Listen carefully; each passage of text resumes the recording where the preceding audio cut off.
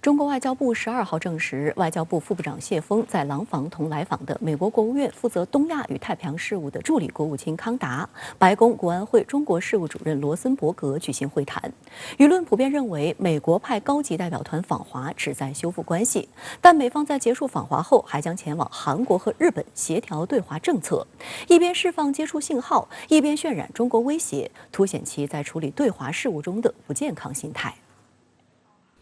双方围绕落实中美元首巴厘岛会晤共识，推进中美关系指导原则磋商，妥善处理双边关系中的台湾等重要敏感问题，加强各层级交往和开展相关领域合作，进行了深入沟通，并就共同关心的国际和地区问题广泛交换了意见。双方一致认为，会谈是坦诚、深入、建设性的，同意继续保持沟通。像坦率这个词呢，指的是双方都还存在很多分歧，但是直言不讳去表达这种分歧。深入就是说明就是覆盖的这个议题是比较多，而且讨论的比较深的。建设性的就是指呢，就是双方都在朝着这个不发生意外的冲突，就不把这个竞争变成对抗这样一个总的基调去发展。说这次这个双方高级外交官在廊坊这次会晤呢，基本上是延续了这个两国领导人巴厘岛会晤以来的中美关系这样一个整体趋稳、向好的这样一个基调。德国之声指出，此次美国高级代表团访华是中美两国领导人在巴厘岛会谈中承诺为修复双边关系付出努力后，美国首次向北京派出高级代表团。法新社称，美国派高级代表团访华旨在修复关系。在外交实践中，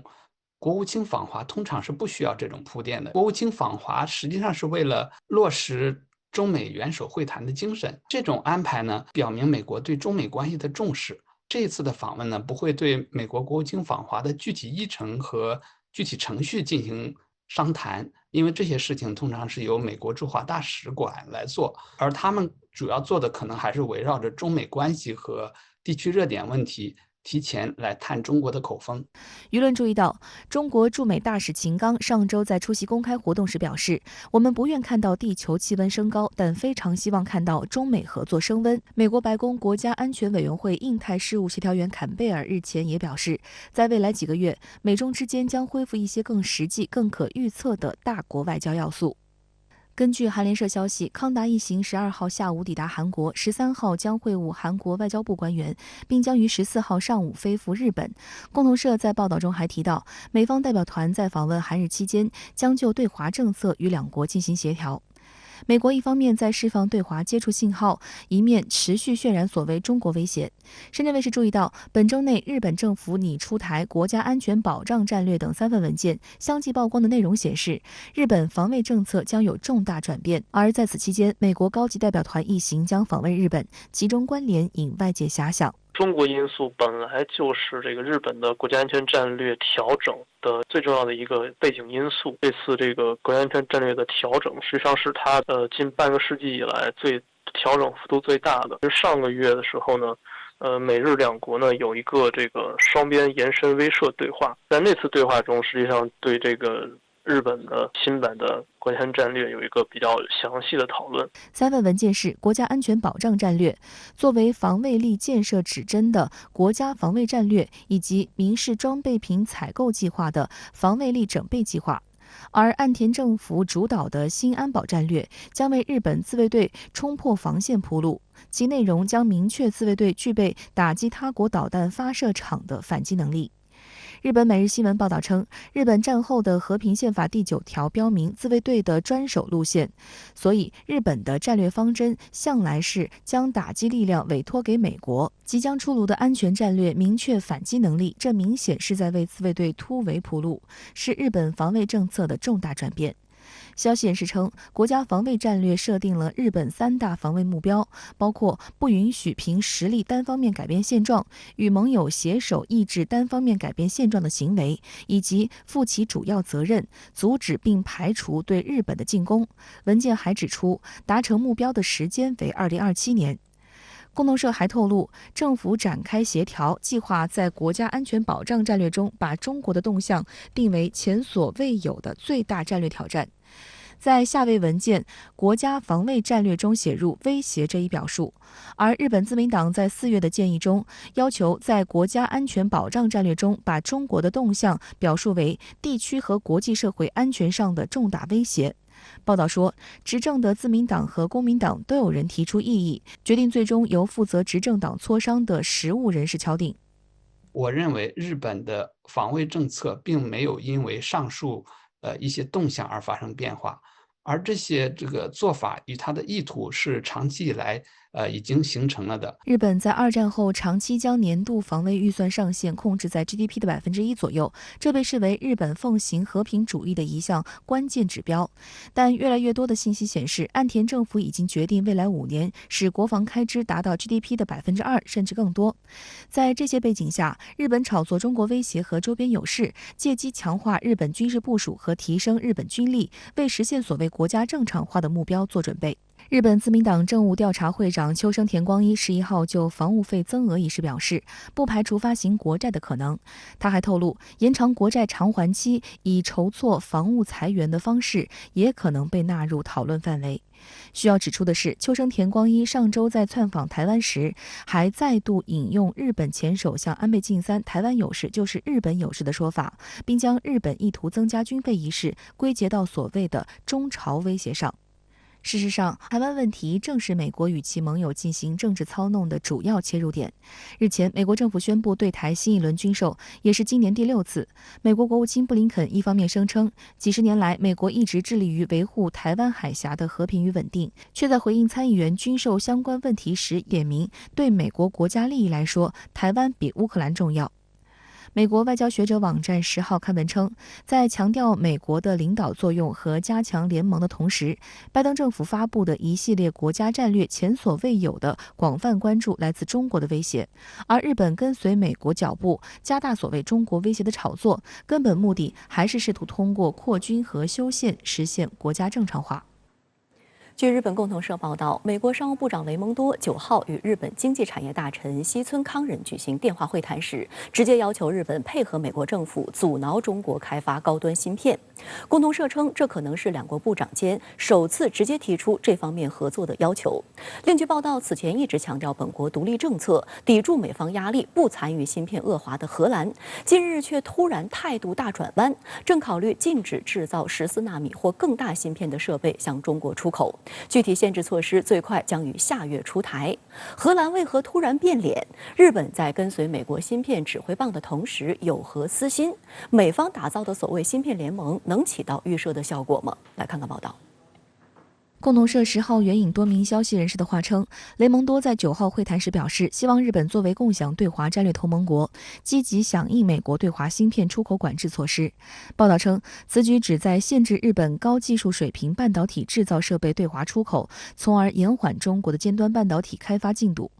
今年10月7号，美国商务部公布了针对中国的全面芯片禁令，旨在限制美国企业向中国出售先进的芯片和设备，并禁止美国国籍人才帮助中国开发芯片技术。随后不断敦促日本等盟国与其保持步调一致，但共同社注意到，美方官员如此开门见山的直接要求日本实施对华限制还是第一次。共同社警告称，随着中美高科技竞争加剧，日本已日渐在盟友美国和最大贸易伙伴中国间陷入两难。一旦日本追随美国对中国实施类似出口限制，将不可避免遭致中方反弹，并将对双方具体政策合作造成打击。日本媒体使用的这个“直接”这个词，通常直接呢有2层含义。一般来说，第一层含义就是指的不经过中介或者代理啊。从这个角度来说，日美使用这个“直接”，强调的是美国商务部长他没有找其他人或者机构去谈，而是直接找了这个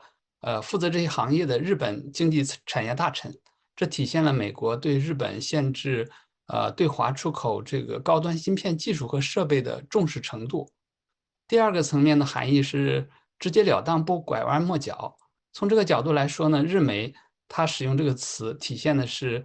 美国这种急迫性。外界还注意到，在跟随美国芯片指挥棒的同时，日本方面也显现出在美国技术支持下重振本国高端半导体产业的私心。台湾经济日报的报道指出，日本半导体产业在1990年占全球产量的53%，也成为上世纪80、90年代美日贸易摩擦的主因之一。日本政府被迫签下美日半导体协议之后，日本半导体制造业江河日下，被台湾地区、韩国等地大幅超越。如今，在谋求扩大国内芯片产能、确保供应链安全稳定的同时，日本正试图恢复当年半导体产业巅峰时期的荣光。今年8月，丰田、索尼、三菱、日联银行等8家企业共同出资73亿日元，成立了一家名为 Rapidus 的高端半导体公司，并获得日本政府700亿日元的补贴。据报道 ，Rapidus 还定下计划，到2027年要实现量产2纳米以下工艺半导体芯片。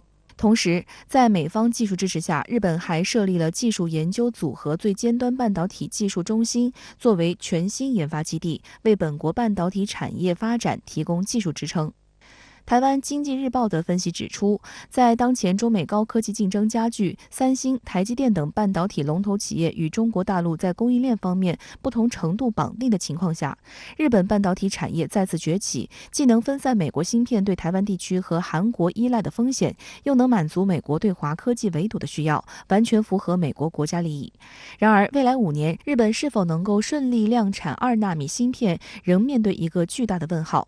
目前，日本半导体企业最先进制程仍停留在45纳米，从45纳米发展到2纳米，需要经历7代制程突破。依照台积电经验，掌握1代制程最快需要2年，即日本至少需要10年来推进。这样一来，5年之约就有画大饼之嫌。再加上制造高端芯片的先进光刻机货源缺乏，建立生产线则面临困难。这样一来，日本半导体产业短期内产生多少竞争力仍是未知数。除日本外，拥有全球顶尖半导体制造设备企业阿斯麦的荷兰，也是被美国重点施加压力的对象。但该国对此一直非常谨慎。日前，荷兰对外贸易大臣施莱纳马赫尔在接受采访时表示，中国在半导体原材料供应领域扮演着关键角色，在对华出售芯片设备的问题上，荷兰政府不会1比1照搬美国政策，而是将根据自身经济利益和国家安全做出独立决定。随后，荷兰经济事务和气候大臣米奇·阿德里安森斯也于本月初表示，荷兰致力于与中国保持良好关系，在高科技出口问题上，美国频繁施压，但荷兰不想过度限制对华出口。他还警告称，中国技术开发周期非常快，出口限制不可能阻止中国获得尖端技术。有外媒分析称，2位高官表态足以证明，荷兰无意屈服于拜登政府的对华图谋，荷兰政府将尽可能维护自身利益和中国市场。然而，不到1周后，荷兰却突然变了脸。据彭博社上周的报道，荷兰方面正考虑限制阿斯麦对华出口制造14纳米及更先进芯片的光刻机。具体限制措施最快将于下月出台，相关措施还在协商中。但相关人士表示，荷兰官员倾向于与美国合作，因为荷兰面临着与美国相似的所谓国家安全问题。有观察指出，荷兰态度的转变与美方持续施压不无关系，但应该看到，荷兰是中国在欧洲的第2大贸易伙伴，恶化对华关系将给荷兰带来不小损失。阿斯麦7月在披露财报时曾发出警告称，如果美国迫使该公司停止向中国大陆销售其主流光刻设备，全球半导体供应链将面临中断。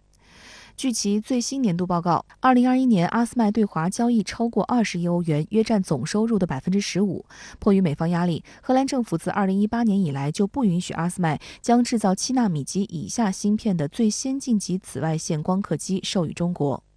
美国的政策使得荷兰政府呢这个问题上面临着两难的选择。一方面，荷兰它没有与中国之间没有地缘矛盾，中国又是世界上的芯片主要消费国和进口国。同时也是重要的半导体原料的出口国，限制对华的芯片出口和设备出口会损害荷兰企业的利益。另一方面，美国又是荷兰的北约盟友，包括荷兰在内的欧洲大多数国家在安全上都要依赖美国。那两害相权取其轻，相对于赚钱来说，生存更重要。因此，荷兰政府最终还是要考虑和美国进行合作，或者说配合美国的对华政策。外界注意到，拜登政府近来不断升级芯片战，甚至召集日本、韩国与台湾地区结成产业性质的芯片四方联盟。外交部发言人赵立坚今年11月曾回应称，美方滥用国家力量，倚仗技术优势，对盟国进行经济胁迫，以维持自身霸权私利，对别国搞技术封锁、技术脱钩，其用心人尽皆知。中方希望有关方面秉持客观公正立场，从自身长远利益和国际社会根本利益出发，独立自主地做出正确判断。从全球众多半导体企业的行动看，美国出口管制新规也不得人心。在新规刚刚出台之际，韩国三星和 SK 海力士就明确表示，将通过与有关政府持续密切磋商，尽最大努力维持中国工厂的运营。而在今年11月初举行的中国进博会上，美国泛林集团、英特尔、荷兰阿斯麦及日本尼康、佳能等企业纷纷展出各自半导体产品及制造设备。分析认为，企业对中国市场的期待不是美政府的一纸新规就能根本改变的。另据英国金融时报报道，日本的科技高管警告表示，美国最新的芯片出口管制不太可能抑制中国在人工智能和超级计算机方面的进展，这让人质疑制裁的长期有效性。中国目前已经掌握了14纳米以上的这种芯片技术，并且实现了量产。那么这些芯片实际上已经能够满足绝大多数的军事、国防和汽车等制造业的需求。我们已经突破了这个7纳米的芯片技术，也可以在很大程度上满足这个国产高端智能手机的应用。中国是一个科技大国，目前已经连续多年这个位居研发人员总量、发明的专利申请数量的首位，研发的投入呢也是长期稳居世界第2。这就意味着我们国家只要埋头苦干，很快也能够通过自己的努力实现高端芯片的突破。相关话题来连线特约评论员管瑶。管先生您好。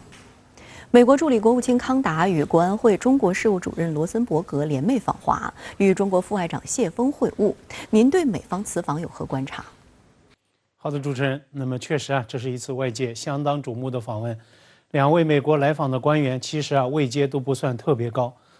那么这样一种关注度，当然是来自全世界最重要双边关系，它的分量，它的外溢效应。另外呢，媒体也都注意到了，上个月在巴厘岛习拜会的这个现场，康达与罗森伯格是分列两侧，他们都是前排的官员。所以从这个意义上来说，康达与罗森伯格联袂来访，这就是一次纯粹的工作访问，而且呢是跨国务院与国安会这2个部门的特别的安排。他们是作为美国对华政策执行官员的这个身份，带着任务来华的。今天王文斌介绍了中美高级官员的会谈情况，强调会谈聚焦落实中美元首巴厘岛共识，推进中美关系指导原则磋商，妥处双边关系中的台湾等等重要敏感问题，加强各层级交往和开展相关领域的合作等等。美国国务院上周末在访问声明中称，两人将在访华行程中跟进落实元首会晤的议程，继续致力负责任地管控两国竞争，并且探求潜在的合作领域。值得注意的是，美方声明也特别强调 ，They will also prepare for Secretary Blinken's early 2023 visit to the PRC。两位官员将为明年初布林肯访华做前期的准备。那么为布林肯访华打前站，这也是外媒对这一次美方跨部门高官访华的共同的关注点。而布林肯本人呢，此前也已经多次发声，希望在明年初能够实现访华。但是呢，今天汪文斌并没有直接回应，只是强调双方同意继续保持沟通。我个人认为，从中美元首会晤之后，两国高层的沟通情况来看，从两国落实推动元首共识的对话需求来看，由美国首席外交官之称的国务卿访华，确实势在必行，是美方的刚需。既然是全世界最重要的双边关系，而且美方也一直在强调要为美中关系设置防护栏。更何况拜登政府执政也已经将近2年，但是首席外交官至今还没有踏足中国，确实说不过去。所以汪文斌口中的同意继续保持沟通，意味着想象空间。提醒关注的是，这次中美官员会见选在河北的廊坊举行。汪文斌并不讳言这是按照现行疫情防控政策做出的有关安排。我认为啊，这一特殊安排本身也在传递见证中方的沟通意愿。所以呢，在我看来，只要美方不弄幺蛾子，布林肯如愿访华应该是大概率的事件。但美方确实对华恶意动作不断。今天，汪文斌回应表示，坚决反对、严厉谴责美方因涉藏问题对2名中国官员进行所谓制裁。您对此又是如何看？这是美方再度对华打出所谓人权牌、西藏牌。那么上周宣布对包括西藏自治区前党委书记吴英杰在内的2位官员实施所谓制裁。正如王文斌今天言辞抨击的，是对中国内政的粗暴干涉，公然违反国际关系的基本准则，也严重损害中美关系。我注意到这次祭出制裁大棒的美国财政部，而恰恰呢是美国财长耶伦本人，他在宣布制裁的前一天，在德州应询记者时啊，他还主动发声，涉华表态呢非常积极。耶伦就声称对未来访问中国持开放的态度，希望全球前2大的经济体能够深化经济接触。在我看来，以耶伦为代表的美方官员这样一种对华两面性乃至矛盾性，已经成为美方特别是拜登政府在处理全世界最重要双边关系时的一个常态特征，是带有普遍性的所谓全政府行为，是美方将中国树为头号对手的所谓全方位国家竞争战略的具体体现。那么这也意味着中美关系未来仍然将会持续承压，摩擦不断。中国元首在巴厘岛会晤中曾当面向美国总统强调，希望美方言行一致，希望美方将总统先生的承诺落到实处。中方将会对此保持高度的警觉，也将会持续保持对美压力，以建设性的方式来影响并且来塑造全世界最重要的双边关系。那么您对新年中美关系走向又如何前瞻呢？王毅昨天在介绍中国元首沙特行一系列成果时啊，就特别指出，大国元首外交今年画上了圆满的句号。年终岁尾，如果我们回望中美元首巴厘岛会晤，无疑是今年最受关注的一次双边会晤。众所周知，因为佩洛西在众议长任内倒行逆施、顶风登台，将中美关系置于极大的险境，而中美元首上月当面沟通，就多项重大议程达成共识，对推动中美关系重回正轨做出了强有力的引领。按照《华盛顿邮报》知名专栏作家伊格纳修斯的观察，中美元首在巴厘岛为双边关系风险前路找寻防护栏。那么这其中最大的一个风险所在，无疑啊还是台湾议题。我注意到汪文斌今天也特别介绍，在廊坊会晤时，中美高官商讨应妥处的重要敏感问题，唯一被明确提到的就是台湾议程。那么这实际上也是中美关系中的一张名牌。正如中国元首当面向拜登直诚强调的，是中国国家利益核心中的核心，是中美关系政治基础中的基础，是中美关系一条不可逾越的红线。此前啊，路透社在前瞻中美关系新年走向时，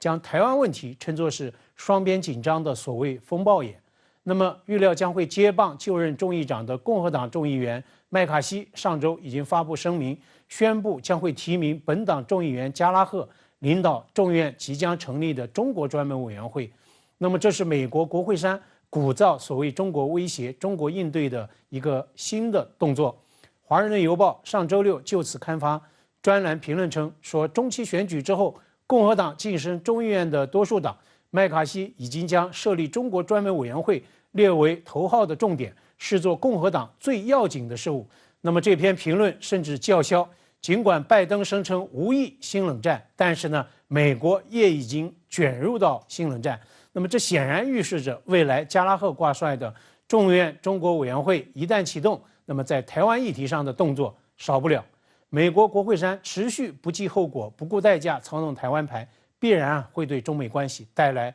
持续的冲击。好的，也谢谢管先生跟我们共同在线分享你的观点，谢谢。美国近日在台湾问题上越线动作频频，继4.28亿美元对台军售，参众两院就2023财年国防授权法案诸多消极涉台内容达成所谓共识之后，台湾驻美军事代表团又被证实将于明年开年就扩编增援，谋求加深美台军事合作。为何该机构被称为怪胎？以它为渠道的系列动作又会将台湾带入怎样的危险境地？来看看报道。据台湾联合报报道，台湾当局驻美军事代表团将于明年1月起扩编，专门负责台军与美国民兵战训合作事宜。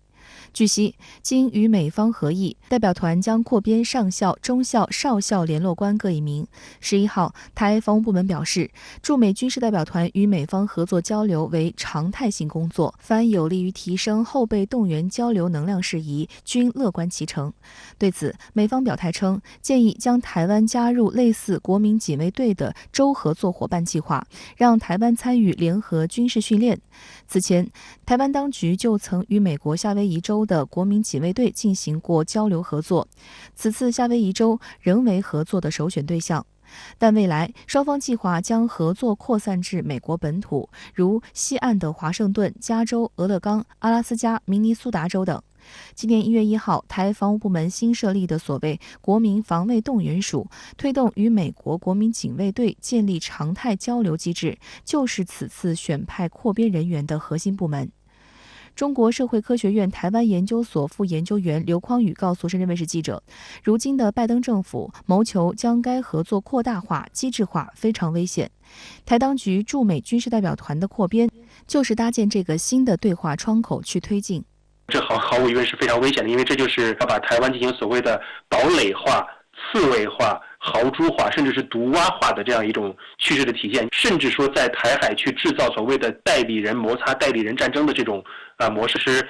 这个代表团的存在，某种程度上来说是现一个怪胎，但是也是一个渠道。这些年来，特别是现在的拜登政府，都不断的再去提出，在实践中去深化拓展美台之间进行军事勾连的各个层面。事实上，该团也曾多次出现行政级别上的变动，在马英九执政时期，便对该团进行了降级和缩编的处理。但到其执政后期，2014年之后，迫于施政压力，又对该机构进行了整并和扩张。蔡英文上台后，便加大了扩张力度，从军售、军购、对话会谈等。然而，该机构本身问题颇多，政令不畅，人心不齐，屡爆丑闻。该机构原下设协调组和采购组，分别由不同的部门领导。军事协调部分过去由情报部门指挥，由代表团团长直接督导，而军事采购部分则是由军备部门主管，由代表团副团长督导。从首任团长陈进忠到后来的旦志龙、柏鸿辉、黎贤胜、杨大伟等人，再到如今的于建峰，曾出现过5年换4人的情况，甚至从团长到军官均牵扯诸多弊案。因为直接的弊案很多都是跟这个军售相关。我们一方面知道台湾的对外的军售很多，它伴随着包括行贿受贿、包括吃回扣等等这样一些黑色或者说灰色的舞弊的地带，这个中间是一定伴随着利益的一个结构，而这个利益结构的背后，更多的它更反映出了台湾内部的台军三军之间，以及现在更多的军种之间，它对美勾连的一个需求，以及通过美方来去影响台湾当局整个军事预算投资，以及台湾的3个军种之间的一个相互的角力。作为负责对美军购第一线接触任务的机构，动辄手握几百亿元甚至上千亿元新台币的武器订单，成为台军内部挤破头都想要占据的肥缺。然而，却长期被岛内舆论痛批，拿着百姓的血汗钱去购买美国天价装备。此次民进党当局在9合1选举中惨败，正是民众对其以美谋独、抗中保台做法逐渐厌恶、摒弃的证明。但从代表团继续扩编来看，当局显然未吸取教训。刘匡宇认为，这说明蔡当局某种程度上已经是无路可走，因此只能一条道走到黑。民进党的反中，它是一体三面的，它对于以美谋独会如此热衷，那一方面是由于他的政党的路线所决定的，另外一方面他现实在败选后面临的一个内外交困的政治压力这种现实所决定的。在蔡英文当局这样进入一个跛脚期的执政的最后的1-2年的时间里边，恐怕很难改变，因为他遭受的党内对他的这样一种权力的觊觎这种竞争会越来越大，所以说他只能去选择去抱紧美方的这样一个大腿来争取美方在他卸任前给他更多的支持，来稳定他现在这样一个政治局面。上周，台湾大批水产品、饮品等被大陆暂停进口。民进党当局随即膝跳式反应称是大陆搞突袭，要去世贸组织告状。但有台媒梳理了时间线后，就发现大陆海关早在去年4月就公布了注册新规，而且这些新规是面向所有世贸组织成员，并不是针对台湾。岛内舆论就批评民进党当局这1年来都在忙着选举，不关心民众生活，现在造成了经济损失，又只会甩锅大陆这套伎俩。8号，台媒报道，大陆海关总署的网站公布，大批来自台湾的水产品被叫停进口，岛内890家企业仅1家被获准通关，引发舆论哗然。据报道，此次受冲击最大的是鱿鱼、五仔鱼以及秋刀鱼等。11号，台媒还发现，大陆海关总署网站显示，台湾生产企业在饮料及冷冻饮品类别中，346项注册编码，有123项显示为暂停进口状态。台湾啤酒、金门高粱酒等指标性商品都被暂停进口。事件发生后，民进党当局不分青红皂白，一通甩锅操作，再一次的以突袭的方式让台湾的水产品出口受到阻碍那这样的做法对两岸的贸易的正常往来是没有帮助的。这样子的违反国际贸易的做法，依管道申诉。我们绝对不会让因为不符合 WTO 的规范自创的这个注册的这样的一个程序呢，来影响到我们渔民所有的权益。台媒称，这些话似乎义正言辞，却是色厉内荏。蔡英文的突袭说，苏贞昌指责违背国际贸易惯例，与6月份石斑鱼遭禁时的台词一模一样。国台办发言人朱凤莲9号已经予以回应，他表示，所谓无预警禁止进口纯属刻意炒作。据了解，部分台湾输大陆食品企业注册信息不完整，不符合大陆方面要求，有关主管部门暂未对这些企业给予注册，这是正常的食品安全监管措施。希望台湾食品企业尽快向有关主管部门提供符合要求的企业注册信息。同时，我们正告岛内有关部门立即停止任何政治操弄，不要做任何损害岛内业者的蠢事。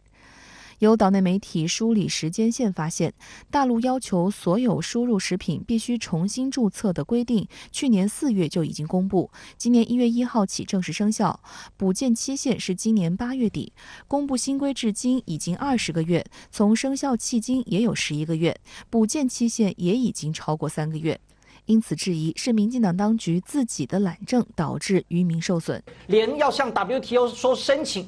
诉这种无脑至极的话还说得出来，就你申诉个鬼啊！人家早就跟 WTO 通报，你申诉啥呢？民进党自己都坦诚了，在去年10月份的时候，有请台湾的企业去补交文件，那怎么会叫做无预警突袭呢？中国大陆呢有回复总共回复了5次，这表示整个交流过程是有来有往的嘛。所以怎么会是说大陆从来不跟台湾讲，大陆刻意打压呢？没有这回事情。有岛内渔民在接受采访时就抱怨，在整个注册的流程上，民进党当局没有提供任何帮助，居然发短信让他们自己去问大陆海关。难道他直接讲说针对文件缺漏不合格，叫我们自己去问海关总署？我们怎么可能问得到呢？这个整个事件荒谬之极了，我觉得是这个政府的无能造成的是主要原因。因为这个事情是，既然日本做了、泰国做了、越南做了，台湾没有做，那表示他并没有歧视，他也没有突袭，而且他去年就已经有公告了。我们政府这个扮演的角色，应该扮演的角色那个部分他缺席了，然后缺席，我们以为他还在，结果你找人的时候你找不到，政府不见了，这是麻烦，你知道吗？而台湾就是被民进党的一些主管机构的懒散跟怠惰弄成就像个村落，连这样子的一个基本该做的 SOP 都不做，才影响到我们现在包括农民到渔民，整件的事情的逻辑跟本质是这样子。就中国大陆对过去对台湾的宠爱太多，也造成了台湾认为最多是这样吧，也许我们闯个关也就是顺利了。过去都认为嘛，中国大陆嘛，只是讲讲，不会真的严格执行。但是自己看起来发现，就是千万不要认为中国大陆叫马马虎虎就可以平安过关。更有蓝营人士批评，民进党这些年一边骂大陆，一边赚大陆的钱，还天天高喊抗中保台，造成的经济损失却要由全民买单，这是一件悲哀的事。我要很沉痛的讲，老实讲，民进党执政的6年多了啦，对大陆的依赖越来越高，然后一边赚钱一边骂，一边赚钱一边骂。天底下这种道理，最该下台是苏贞昌。这些销到大陆是零关税，很多人不晓得，完全零关税。那过去因为两岸关系好嘛，所以他给你很多方便。那现在公平对待啊，你就说怎么可以不公平？这不是很好笑吗？过去是自己人嘛。对。那今天民进党政府没有搞懂，是他们抗中把农民、渔民的利益给抗掉了。据台媒报道，12号，国民党籍民意代表陈玉珍与陈福海、王忠明2位金门和马祖的准县长，应厦门相关协会邀请赴大陆沟通小三通复航，并就产品遭禁等问题进行反馈。对此，台媒就质问：如果是人家自己地方的民意代表跑去对岸沟通，你当局到底在做什么呢？许多的这个产品是不是可以让两岸之间有一个更好的这个往来？不能因为说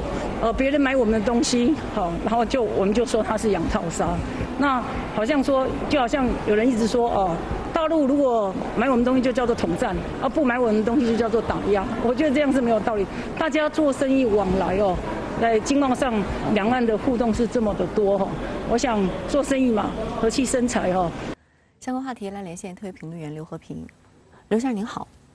我们看到，继8月份暂停2000多项台湾产品进口之后，大陆海关再度暂停了包括台湾啤酒与金门高粱在内的一批台湾产品进口。您觉得这背后的原因是什么？其实，中国大陆8月份暂停2000多项台湾产品进口的原因众所周知，那就是因为佩洛西登岛而引起的。然而，对于这一次暂停台湾啤酒与金门高粱的进口，台湾岛内，尤其是蔡英文当局，真的是丈二和尚摸不着头脑，不知道诱发这件事情的原因究竟是什么。那么为此，台行政部门负责人苏贞昌扬言要把这件事情告到 WTO 去。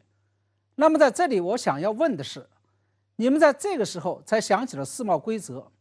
这段时间以来，你们跟在美国后面禁止向中国大陆出售高端芯片的时候，有没有想过这个世界上还有世贸规则？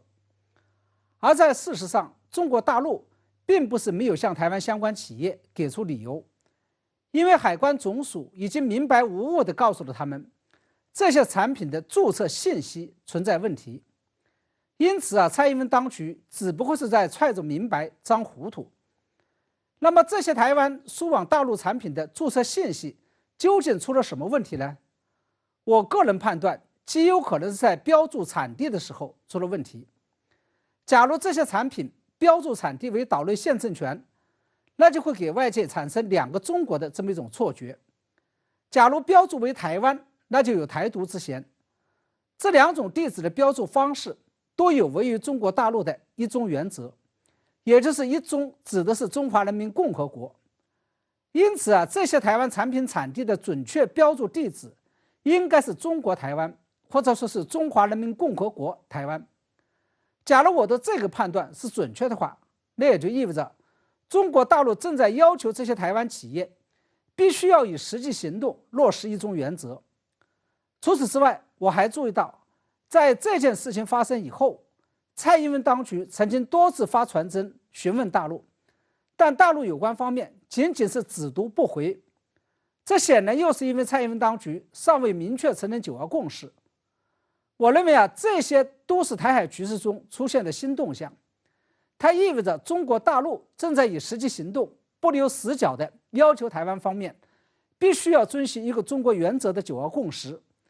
或者说中国大陆认为一个中国原则已经不再仅仅是一个原则性的东西，而必须要转化为指导两岸关系的具体行动。那大陆暂停包括台湾啤酒与金门高粱在内的一批台湾产品进口，这件事情又会对未来的岛内局势产生什么样的影响呢？我注意到，在大陆接连出手暂停包括台湾啤酒与金门高粱在内的一批台湾产品进口之后，台湾社会，尤其是那些受到影响的台湾企业，已经对蔡英文当局产生了一股怨气。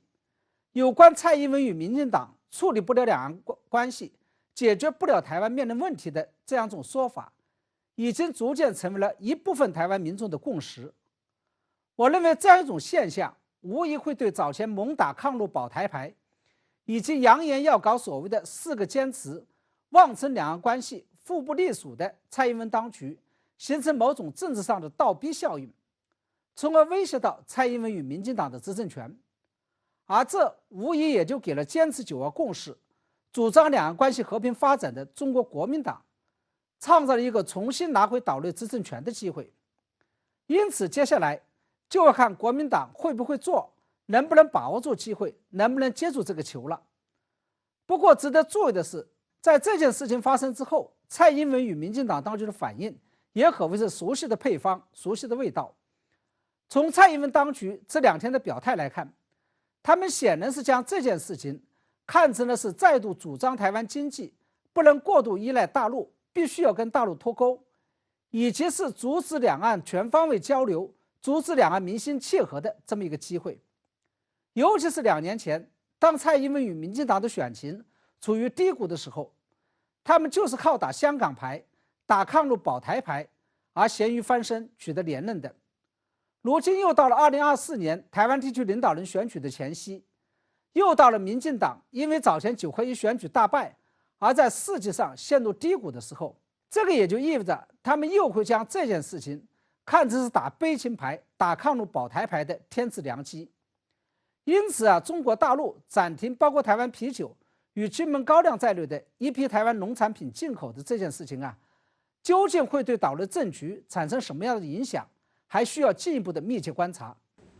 美国前国家安全顾问罗伯特·奥布莱恩公开表示，如果中国大陆武统台湾，美国将考虑对台湾采取焦土战略，摧毁台湾的半导体工厂，以防止他们落入中国大陆手中。您对此如何分析？我认为这件事情美国绝对做得出来，因为芯片是美国对华发起的科技战的核心，是美国对中国进行关键技术卡脖子的关键。他们是绝对不会让台积电落入到中国大陆手上的。而美国的前国家安全顾问阿尔布莱恩把这一企图赤裸裸地暴露出来，这是为了向中国大陆发出一个信号，即通过战争的方式是得不到台积电的，美国已经为此做好了准备。尤其值得注意的是，最近一段时间以来，拜登政府通过软硬两手施压的方式，已经威逼和利诱台积电将最为先进的芯片生产制程转移到了美国。在这种情况下，一旦台海爆发战争，美国在台湾实行焦土战略就会更加毫无顾忌。而在我看来，台积电与台湾的芯片制造技术是几代台湾人智慧和心学的结晶，它是台湾人最为宝贵的财富，也是中国与世界最为宝贵的财富。无论任何人、任何国家都没有权利在中国的土地上肆意妄为地废掉台积电。保卫台积电既是全体台湾人的责任，也是中国大陆的责任。而中国大陆保卫台积电，防止美国在台湾实行焦土战略的最好方式，就是必须要继续坚定不移地坚持两岸和平统一的方针，不给美国在台湾实行焦土战略的任何机会与借口。也许有人会说，这一目标太难实现，甚至是完全不现实。但我要说的是，为了2300万台湾同胞的安宁与幸福，为了两岸关系的和平稳定，为了避免中国与中华民族和平崛起的进程被打断，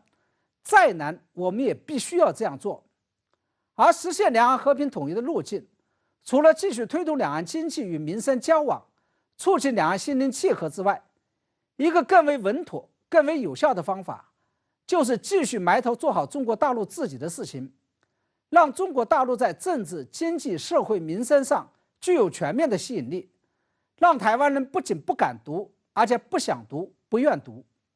好的，也谢谢刘先生跟我们共同在线分享您的观点，谢谢。